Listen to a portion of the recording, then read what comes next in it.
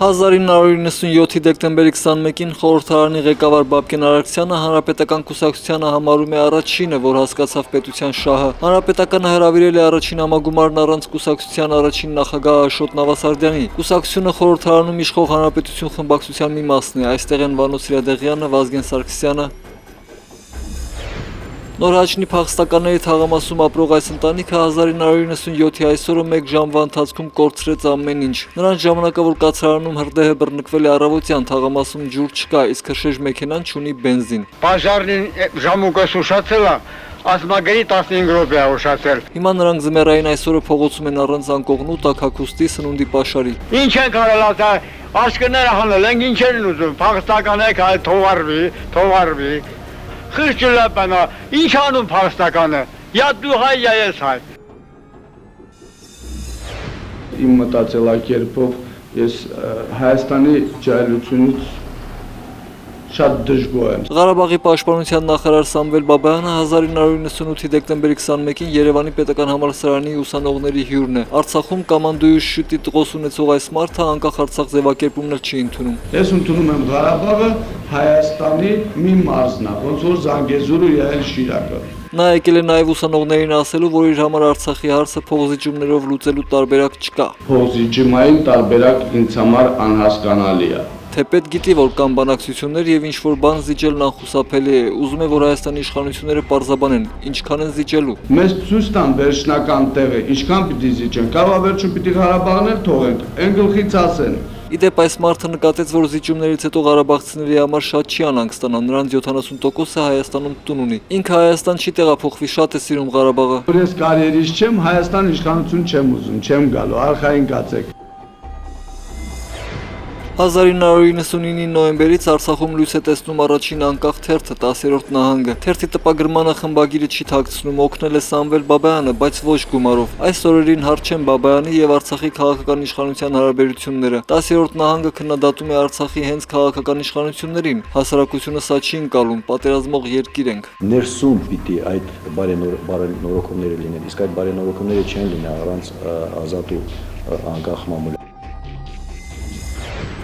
2000 թվականի դեկտեմբերի 21-ին կառավարությունում պատրաստ է տեղեկատվական տեխնոլոգիաների զարգացումը գերակա ճյուղ ճանաչելու մասին որոշման փաստաթուղթը։ Հույս ունեն, որ ոլորտի զարգացումով կկանխեն արտագաղթը։ Ամբողջ աշխարհում հարգի են այս ոլորտի մասնագետները, որոնցից մեր մոտ 2000 հոգի։ Պատահական չի, որ ԱՄՆ կոնգրեսը արդեն ոլորտում է կայացրել տարեկան մոտ 200,000 մասնագետներ այդ ոլորտի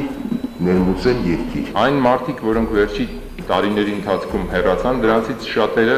արդեն իսկ սկսել են Հայաստանում իրենց փոքրիկ բիզնեսները դնել։ Սա շատ ավելի մեծ process կարող է դառնալ։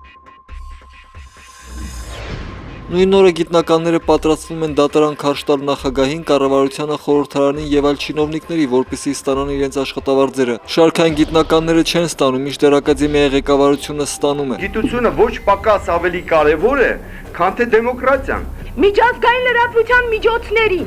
ընդհանրապես ուրիշ կառավարությունը պետք է տեղյակ տալ այստեղ ինչ է կատարվում։ 2000-ի այսօրը մարքսիստական կուսակցությունը կոնֆերանս է գումարում, Հայաստանի փրկության համար կա 20 պոստուլատ, ասում է կուսակցության նախագահը։ Կործանվում ենք։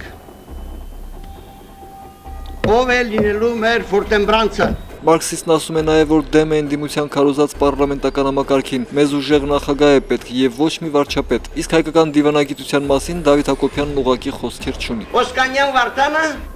հատկապես ազգային գաղափարախոսության շահի առումով persona non grata, մեզ համար։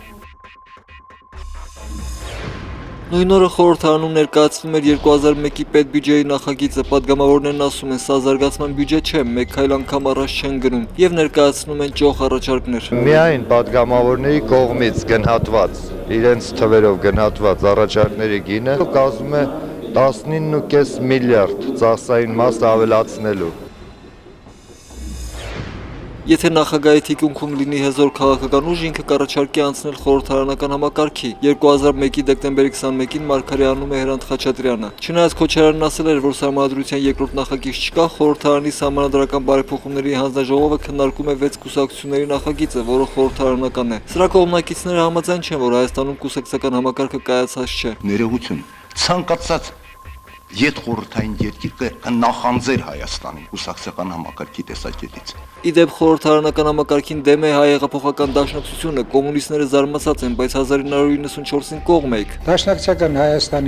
Հայաստանը կառավարման ձևով խորհրդարանական հանրապետություն էր։ Աշխատում են այն գիծը իրականացնել, ինչ որ նախագահն է ուզում։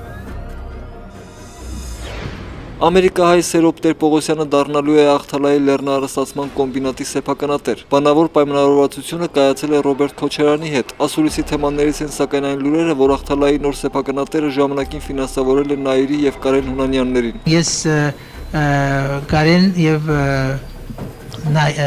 Նայիրի Հունանյաներուն ծանոթացած եմ հոմենետմենի մարզական թաշտով տարիներ առաջ։ Իրենց օգնած եմ որոշ չափով։ 2002-ի դեկտեմբերի 21-ին Պանթեոնում ուղարկավորվում է հայ անջարեղ արձակագիր Հրանտ Մաթևոսյանը։ Նա մահացել էր 2 օր առաջ։ 2010-ի այսօր ազգային ժողովում սուր քննարկումներ են լեզվի մասին օրենքի նախագծում տեղ գտած փոփոխությունների պատճառով։ Ըստ դրանց հանրապետությունում պետք է գործի 11 օտարալեզու դպրոց, ուստի հայոց լեզուն կմղվի հետին պլան։ Այսօր երբ որ հայ երիտասարդության 70% իր ապագան Հայաստանից դուրս է տեսնում բերել մի օրինագիծ եւ խաթարել ու վնասել ազգային դպրոցը, սա բացարձակապես ապաբարոյական պատվեր է։ Ուզում եմ հիշեցնել, որ լսումները իրականացվեցին առանց նախագծի, ինչը աննախադեպ բան է Հայաստանի խորհրդարանի համար։ Պիտի կանոնակարգ օրենքում փոփոխություն անենք, անպայման նիստերի դալիճում նաև ներկա լինի հոգեբույժ։